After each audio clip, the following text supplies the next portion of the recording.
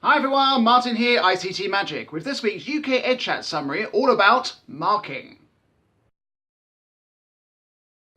The discussion began by talking about what was arduous about the marking process.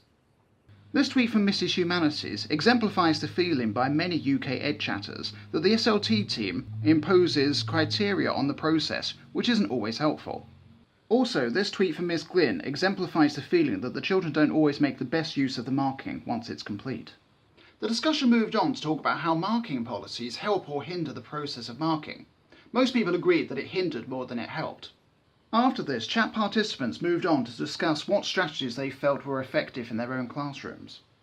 Mr. KS1 teacher talked about marking on the go as children complete the work. This tweet from Gail reminds us that marking doesn't have to be written down and doesn't even need to come from the teacher. Next, UKEdChatters discussed about strategies they use in the classroom while the lesson's actually going on. The hectic teacher points out that it's important to move around the classroom and not remain static.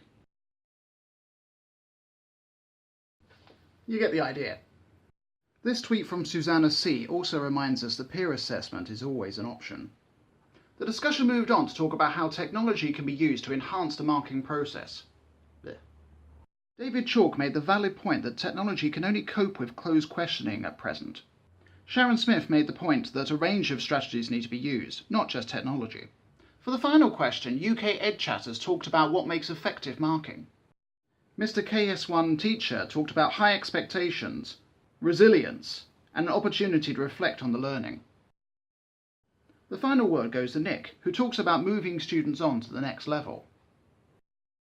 Hopefully this UKEdChat session has helped you along in your learning too.